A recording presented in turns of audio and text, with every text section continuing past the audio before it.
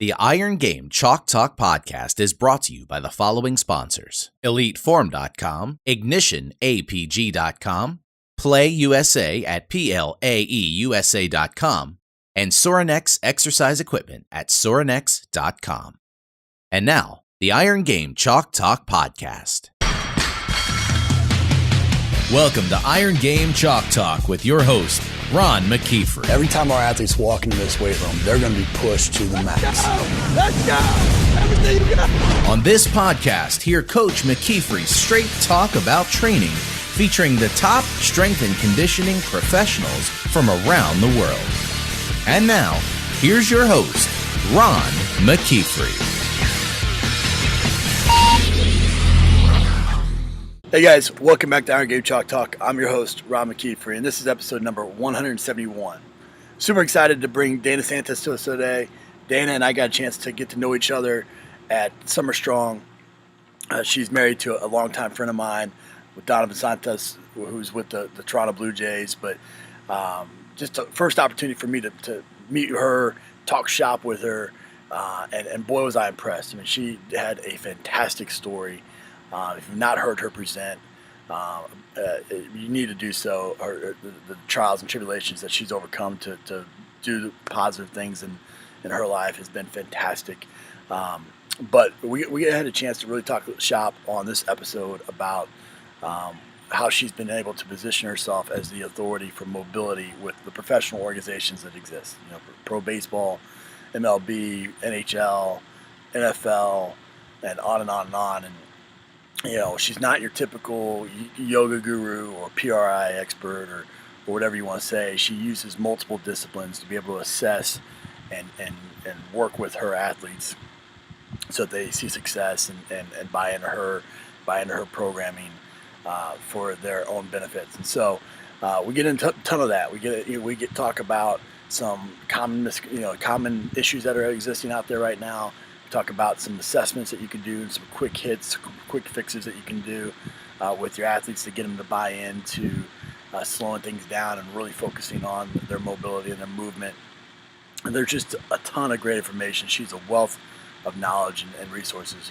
I want you to really sit back and enjoy this episode and take lots of notes. But before we do, we want to make sure we recognize our sponsor, Ignition APG. As you know, I've talked about Ignition quite a bit on the show. They do it the right way, mind, body, and spirit. Tons of great programs, services, products there. I'd go to their website, check them out for sure, but I would encourage you to check out their speed certification. I was able to get certified a couple years back. I spoke at their speed certification summit this last year. They continue to raise the bar there. They put out a fantastic informational product and certification there. A lot of my staff went. I really enjoyed it, and I know you would too. So they have one each year, or you can set up a on-site certification with your staff, things along those lines. They'll come to you. Just reach out to them for more information. So sit back, enjoy this episode with Dana, and we'll see you on the other side. All right, guys, you have the mobility maker herself, Dana Santos. I got a chance to meet her down at Summer Strong, and we were just talking about it off camera beforehand. And how did you describe it? A family reunion for badass superheroes. That's exactly right. That's about the best way you can put it for sure. But known her husband for a long time, but got a chance to meet her and was just so impressed by her and just how she took over a room. Her and Christmas Abbott. I mean, probably the two smallest people in the whole building, but they command the stage and delivered fantastic messages. And so I'm excited to have you on the show, Dana. Thank you. I am so excited to be here. And I was excited to meet you too. You know, I'd heard about you. I listened to your podcast. My husband spoke so highly of you. So it was great to meet you in person. And I'm honored to be here. Thank you. I appreciate it. He's a good friend, a great guy, and great family there. And obviously we have a connection with autism. My daughter has autism. I believe it's your son, right? Yes. Yeah. And our necklaces, our puzzle piece necklaces. So it's just an awesome family. But hey, Dana, you went into your journey, and one of the things that at Summer Strong was so crazy, or so freaking incredible about it is everybody's journey and their story. And it's one of the reasons why I ask the journey question in every episode. But I mean, you have an incredible story, and we don't have the hour and whatever that we had at Summer Strong, but kind of go into the Reader's Digest version of how you arrived to be the mobility maker. How do you arrive to be the go-to person for mobility for all these professional organizations? Well, I think that there is definitely power and success in finding your authentic self. And I believe like Christmas Abbott talked about that in the podcast she did with you as well.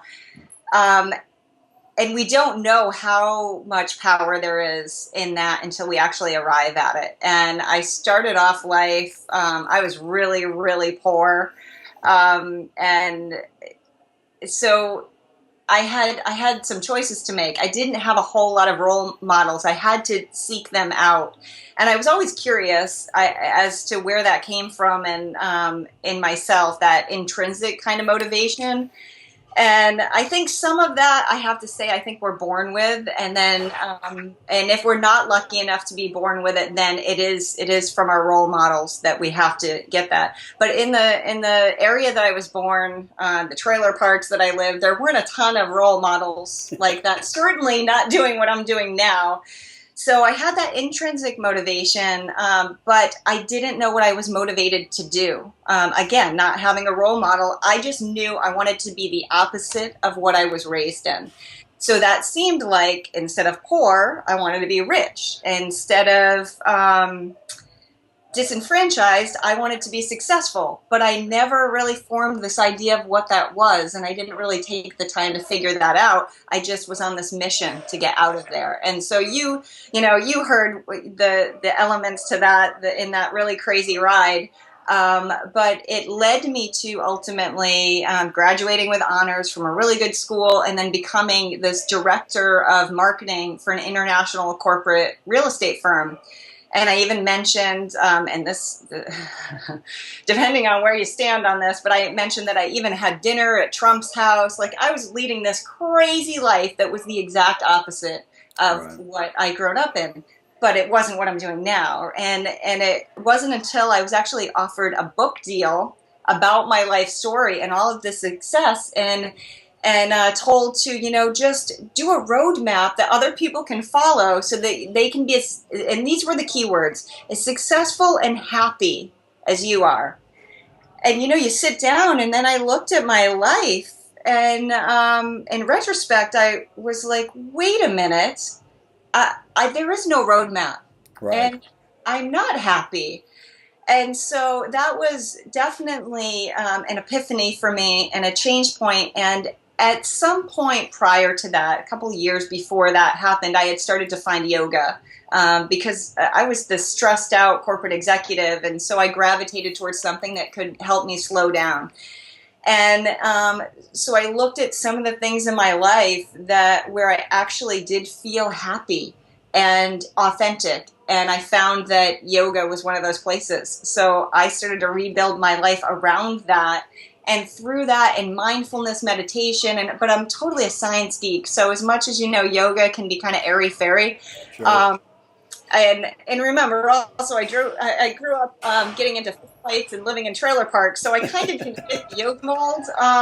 So I took what I could of that, but I was applying it in the context of me. Right. And that's what brought me to, wow, this is mobility. This is mindfulness. And I was a sports fan.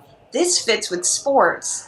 And so I had a chance encounter with some professional baseball players when I was traveling for my other job. And so I was able to actually sit down with them and talk to them about what I was thinking in terms of yoga and sports. And that led me to say, okay, this is the road I'm going down. And then, like I said, once you find your authentic self, once you start to turn your passion into a career, then the sky's the limit. Right. And opportunities open up. Plus, I have really big balls. And so I know that the answer to every unasked question is no. So what danger is there of asking? So I just went to every team. a little type A. I'm a recovering type A now, but I didn't really sleep much when I decided, when I found my passion and decided this was what I was going to do. I picked, I went through every team in professional sports in the NFL, the NHL, the NBA, and MLB. I can't believe I was going to forget Major League Baseball. I do most of my work in that. But and I sent letters to every strength coach, athletic trainer. I picked 3 players on every team.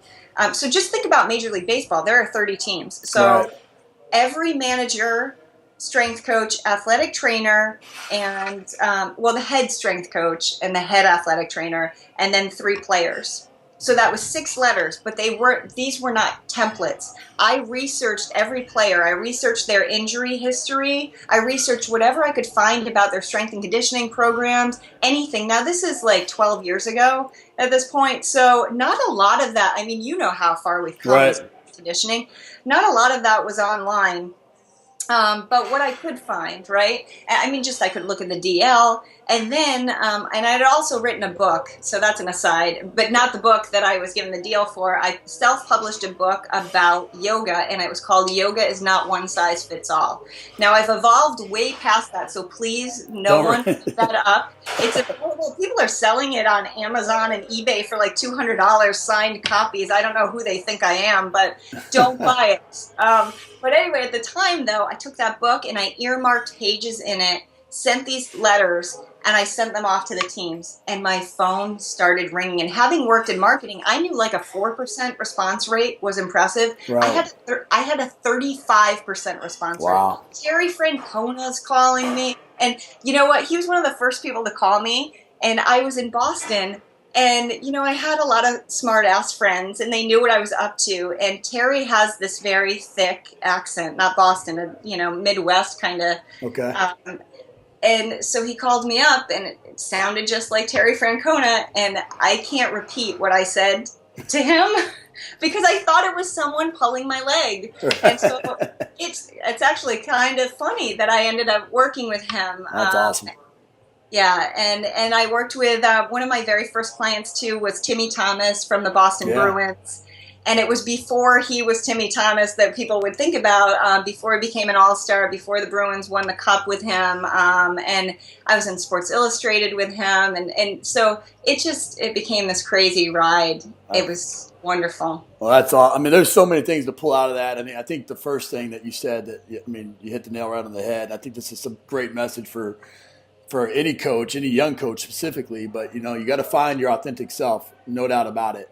And once you do that, though, I think what you did naturally is you started connecting with people that were like-minded, that were progressive, that had big balls, that freaking wanted to get better, that wanted to improve and think outside the box a little bit. And you kind of identified it with those people. And then I think the biggest thing that, you can't talk to you for more than a minute to figure out that you're an action taker, and, back when you wrote those letters, that was 90 plus letters, to just Major League Baseball, let alone the other organizations. And I did the same thing. I wrote 270 letters to different coaches and tried to get my foot in the door, and got about 50 rejection letters and 1 or 2 actual responses that were potential opportunities. But tons of great things there. I think we all learn best from our mistakes. And so you've made a lot of mistakes. I've made a lot of mistakes along the way. What do you think is the biggest mistake that you've made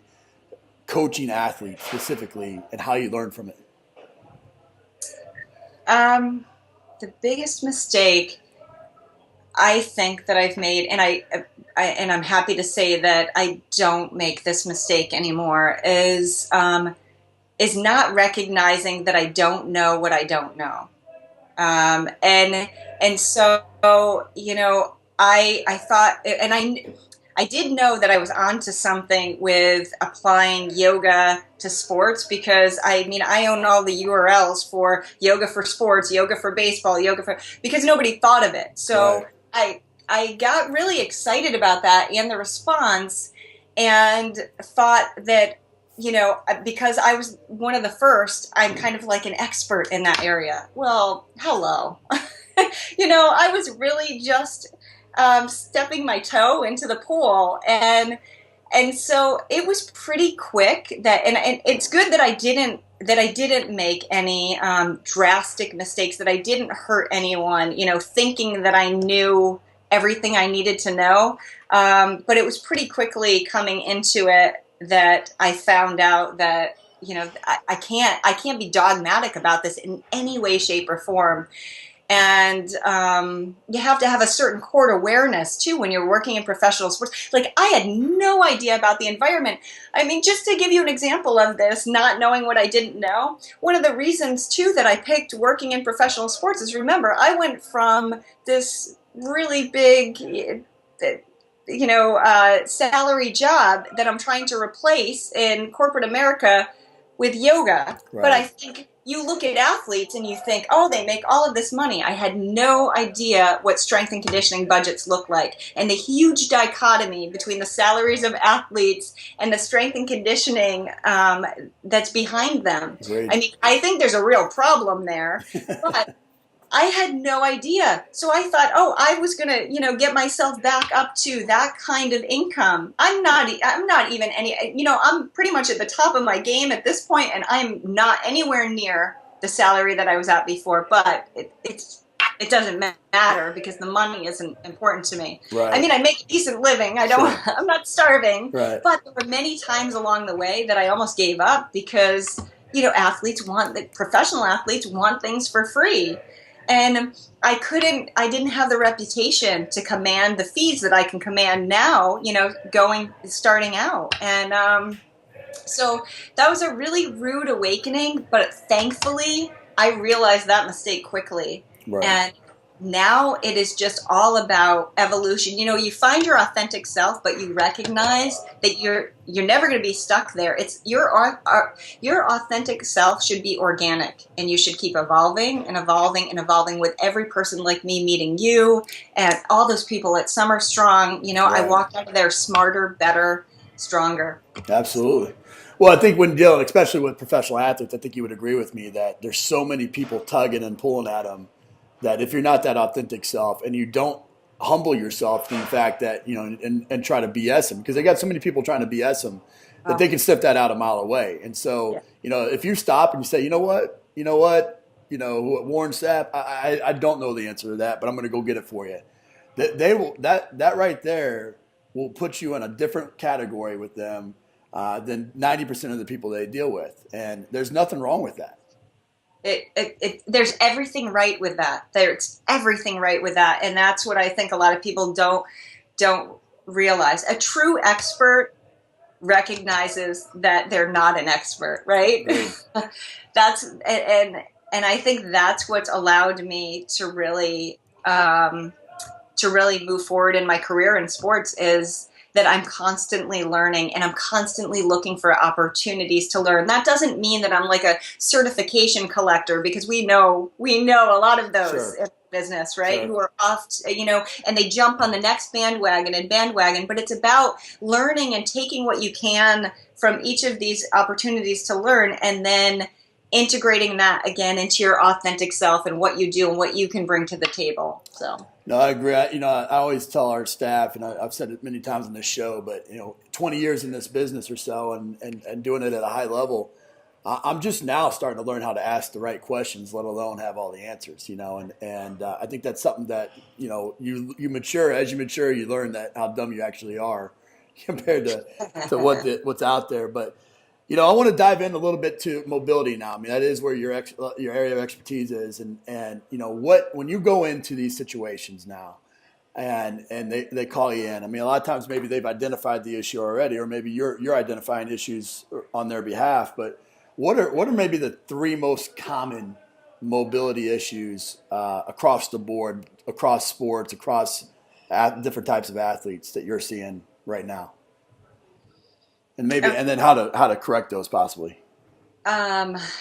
Well, so number one is the most fundamental movement pattern tends to be off with many, many, many of the athletes that I see. And the most fundamental movement pattern is respiration. And a lot of people don't realize that. But the quality of how you breathe dictates the position of your rib cage, which takes up almost 50% of your axial skeleton. And, your muscles work in chains. And so if you reposition your rib cage, you're repositioning your scapula, you're repositioning and changing how muscles in your shoulder work. So that's going to inhibit mobility. That's going to decrease stability. That's going to decrease power. So that is the biggest thing. It's hard to even say 3 after, that's the big one. And that's usually where I start, because if I don't look there first, let's say, I've got a guy with limited hip mobility, and there's a lot that we can do to work on hip mobility, but I need to first make sure. And, before we started the podcast, you asked me a little bit about, assessment, and that's my initial assessment. Let me look at their breathing. And, everybody thinks, oh, yoga breathing or whatever. And honestly, and I'm going to probably piss off a lot of yoga people, but I don't think they listen to your podcast. So maybe we're safe. But we get a few.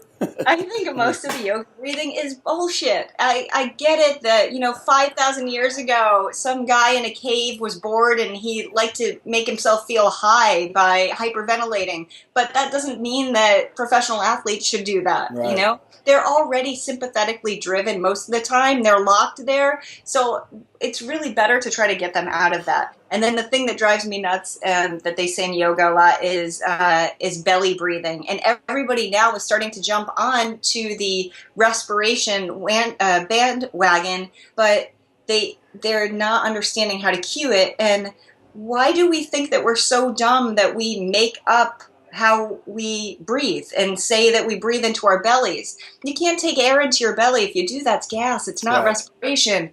So why not just cue the actual biomechanics, breathing into your lungs and how your ribs should move? And that's the biggest thing I find with my clients, is they don't understand that there's something called rib kinematics. Ribs should actually move. Right. And so I think that's been a game changer. And obviously, way back when, I was doing yoga for sports and yoga for baseball and thinking I knew about yoga, I didn't understand any of this. So this has been a huge evolution in my training, but it's been a massive game changer. Right.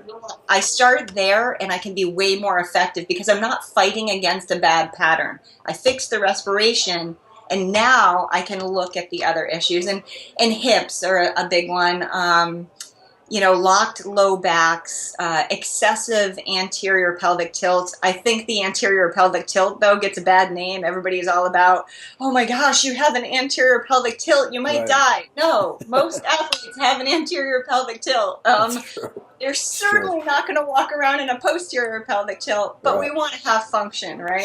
Sure. Well, let's dive into the breathing then. I mean, I agree with you, and especially with like PRI and things like along those lines. I mean, it's getting lots of attention right now. But how do you address either the manly ball player or the gruff skipper? And the first thing we do when we bring this mobility expert in is we lay them on their back and we have them do diaphragmatic breathing or something along those lines. How do you get those people that are resistant to change to really buy into it? Is there something that you're able to show them really quick or is there and how quick can you see results? I guess would be my 2 questions. Okay, so the buy-in is usually pretty easy because I've taken, it's been like 8 courses in PRI, and I still feel like I'm only understanding probably about 50%. I'm not a physical therapist, and that stuff can be really, really heavy. Plus, in the context of how I work, I can't be throwing guys up on a table. I really can't even have them blowing up balloons. I mean, it's goofy. Like you said, you've got a manly guy. If I come in, I'm 5'3", and I say, okay, here, blow up this balloon. I'm going to be laughed out of the weight room. Right. So I use some of these parlor tricks, some that I've kind of devised on my own, and some that I've picked up from PRI. So I can help them breathe diaphragmatically in a matter of like 2 minutes and show them an immediate change in internal shoulder rotation. immediate noticeable change in internal shoulder rotation. That, like a baseball pitcher, okay, Yeah. I've got them, right? Internal hip rotation. This is one that I came up with on my own. I can use respiration with some mobility. I guess it's kind of a yoga-based movement, but I've changed the cueing for it to really focus on rib cage repositioning and respiration. It takes 60 to 90 seconds, so a minute to a minute and a half, but I can show them a really noticeable change in internal hip rotation. Internal hip rotation is one of the hardest things to get an increase in, right? Sure. To enhance. It's Sure. so difficult.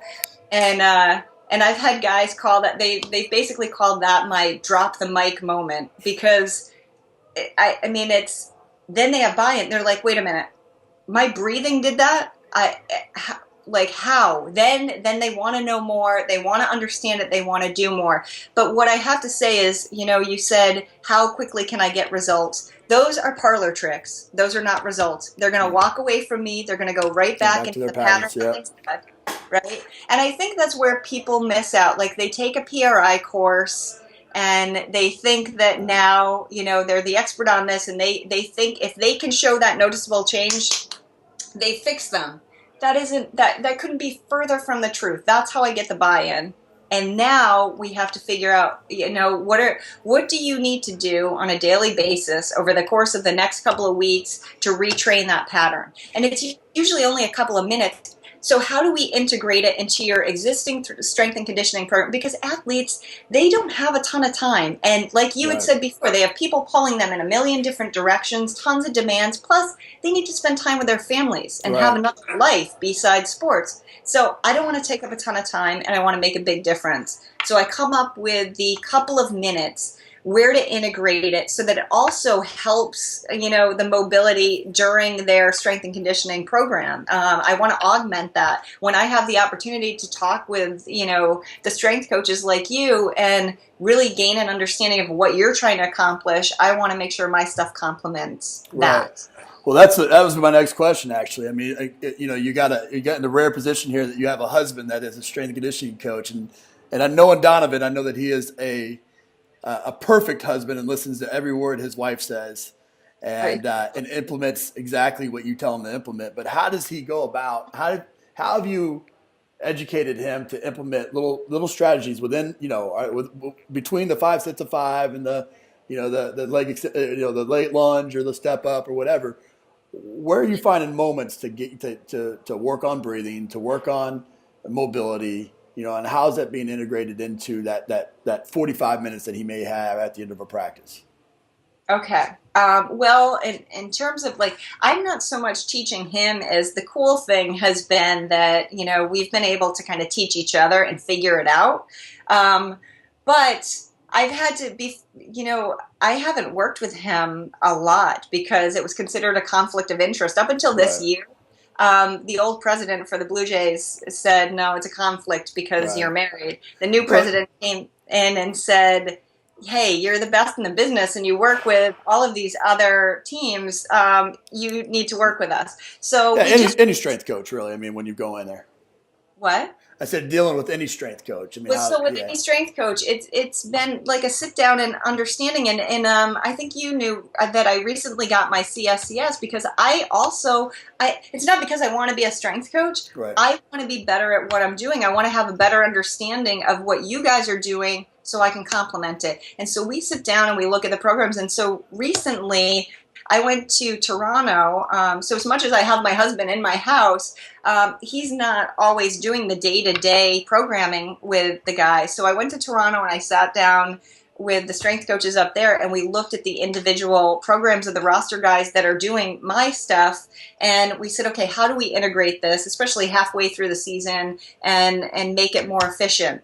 And so it's a sit down and it's okay, what are you already doing? Oh, hey, look at this. I have a movement that integrates breathing and this guy has, XYZ going on. Try this. And so we're down there on the mat trying this stuff, figuring out where it fits into the programs, then discussing it with the players, and then we get it in there like that. So it's really a team effort. Sure. Well, when you're dealing with say a football roster and you got 105 guys, and you maybe haven't had the time to go in there and assess everybody and to really be that dialed in on each individual's deficiencies. Is there some blanket things that you would suggest across the board? So then, we take it down to the pretty much the lowest common denominator. What is it that I've got in my toolbox that I know is going to be most effective for the most people without messing anybody up, right? Because some things are contraindicated for people. Coming back to the breathing. How do we get them to integrate the breathing in a way that's going to be most effective and also not be off-putting, because I'm not going to have the opportunity to maybe do these parlor tricks with 105 guys. What's cool though is in some of those kinds of instances, we've broken them up into groups, and then I just grab a couple of them and demo it, almost like I would at like the Perform Better Summit kind of thing, and demo it, and then they're not necessarily feeling it each individually, but they're witnessing it, and I can get some buy-in that way. And it's like, okay, so we're doing 2 sets of 5 breaths as a drill as part of your preparation before your workout. That's not hard, and you're going to notice a difference. If you do that every day, you're going to notice a difference in 7 to 10 days. And they do. Because this isn't just breathing, to calm your nervous system. This is breathing to change your rib cage position, to change patterns in your body and create more mobility and stability. So, yeah, I think that's for us, it's the hardest part is trying to implement it on a mass scale like that. And we usually find our off days, our Wednesdays and our Saturdays in the off season, where we'll bring in we bring in somebody that's a yoga instructor, and we'll implement some breathing in there as well, and some imagery and some visualization, as well. And I'll tell you what, I mean, you're right. I mean, these guys live in a sympathetic state that, all of a sudden you start teaching them how to breathe properly, and a lot of them are out. I mean, they're asleep within a minute, just because they're finally relaxed enough to be able to do that, and typically the ones that have the most time and the most rest is sleep as well. Is there anything that you found in terms of, outside of just the mobility piece and the breathing piece, in terms of recommendations to help in those other 22 hours, with sleep or anything along those lines? Yeah. Well, and so with some teams, I have created sleep facilitation programs. So they have audio files, and I've done research on, and actually have an article up on CNN that was one of the most popular articles, because sleep is important to everybody, and it seems to elude a lot of people. And it's called 6 Minutes of Yoga for Better Sleep. And that's up on CNN, and it's based on some of the programming that I've done for guys. So I've picked a few movements that will help to get them out of that sympathetic state, because also, our posture impacts our ability to come in and out of sympathetic and parasympathetic. So if you're in this extended posture, then it's going to be difficult to sleep too. Your back extensors are going to be on, and there's that anterior pelvic tilt again, right? But so whatever we can do to try to inhibit some of those muscles that are turned on chronically all day. And then using the respiration, and I have different techniques that work for different athletes for sleep. And so they have the audio files for that to do the meditations. And when I say meditation, I know a lot of people who've never meditated, they have this image of, the little 90-pound Indian guy in the diaper on the mountain. And it's not like that at all. So yeah, absolutely. I try to integrate everything. I used to be, and I still am for some teams, but I used to be that yoga coach who would come in only on the days, like the Wednesdays and the Sundays, when it could be a recovery day. And I still love doing that, but I feel like I am most beneficial to the teams and the athletes when I'm integrating into the process. Yeah, absolutely. I think that's, I think that's probably the extent of those questions early on, is just trying to figure out ways to integrate that more. Because you think about it, especially right now with summer, we have 8 hours a week that we have to work with these guys. you cut 2 hours out of that out because now it's football time now. So you got 6 hours to lift and run and to get everything in. And you talk speed and power and balance and coordination, kinesthetic awareness and skill acquisition, all these things. It's not very much time. And then, add on top of that, the mobility and the mindfulness and meditation and the other, outside. And so it really becomes an education process and finding those moments to really educate the athletes and get those, as you said, parlor tricks to where they're like, oh, wow, I need to investigate this a little bit more. And I think that's huge. I think that's fantastic. Well, Dana, we always end the show. I mean, you've been great. We end the show with some resources here. What's the best piece of coaching advice you ever received? That I received from someone else? Or just because I think I had shared already and I learned this through many different coaches. I don't know that anyone said it to me, but you don't know what you don't know. Yeah. And I fall back on that all the time. When I start to get on my high horse a little bit, things start going my way. I have to remind myself next year there could be a complete game changer. You've always got to be open to it. Absolutely. Well, give us a book, app, and website recommendation. Okay, a book, Presence by Amy Cuddy. That's a good one. I really enjoy that one. Yeah. Yes, and I do a lot of commuting, so I love to listen to audiobooks. But and I'm a geek, so a lot of sociology stuff. But an app, I guess, is it considered an app? The TED Talk NPR podcast. I have that on my phone, and I love to listen to that because it's 60 minutes, and they take pieces of different TED Talks for different themes. Right. It's excellent. But another book, though, Man's Search for Meaning by Viktor Frankl, and I know that it's not a strength and conditioning book. But I think the most important thing that we want in life is to feel like we have meaning. Sure. And I always keep extra copies of that book to give to people because when people start bitching to me about their lives and how they can't get their act together, this man found meaning while in a concentration camp. Yeah. And so, Man's Search for Meaning is incredible. And then websites, I like the TED website for all the TED Talks. Whenever I'm procrastinating, and I'm a huge procrastinator because I have to write a lot of articles, and I find myself on YouTube or Amazon shopping for things that I don't need, but I'll go on to YouTube and I'll just watch a ton of TED Talks because if I'm procrastinating, at least I'm learning something. I'm with you. Those are two regularly visited by me as well. But we'll make sure. So we want to send people to mobilitymaker, right? .com. Yes. And then is there anything else, anywhere else that you regularly? I know I follow you on Instagram, and if you haven't followed her on Instagram, she puts up. I mean, this is what's great about Dana. She constantly. I can see you challenge yourself outside of your box. I mean, you got the center mass bells recently, right? Or a center mass bell. I see you've been doing a lot of stuff with kettlebells, and I took the bottled water, open bottled water, kettlebell Turkish get up, or the Turkish get up with the water was fantastic. So she's put up lots of great things, but she's also challenging herself to be to be outside of just a yoga box or a mobility box. And is that your guys' home gym that you're always training in?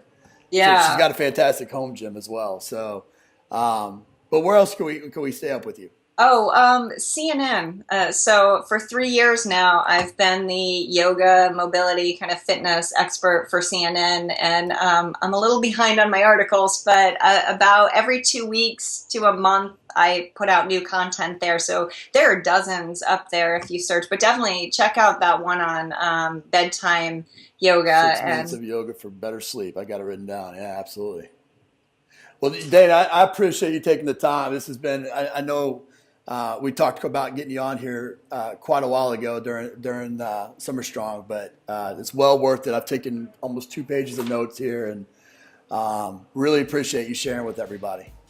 Oh, well, thank you. Again, it was totally an honor, and going to Summer Strong, I was excited to meet you, so I'm glad that we had this opportunity. Absolutely. That's it for this episode of Iron Game Chalk Talk. Thanks to this week's guest as well as our sponsors for bringing this episode to you for free. Make sure to check out ronmckeefery.com where you can join our mailing list, find the show notes, including all the links and resources mentioned, and information about Coach McKeefery's other products. While you are there, please join Coach McKeefery in the comments section thanking our guest for sharing. If you haven't subscribed to Iron Game Chalk Talk on YouTube or iTunes yet, make sure to do so. Comments, ratings, and reviews are always welcome. Coach McKeefery can be found on Twitter at @RMcKeefery, on Facebook and YouTube at /Ron.McKeefery. That's it for this week. Be sure to check back next week for another great episode of Iron Game Chalk Talk.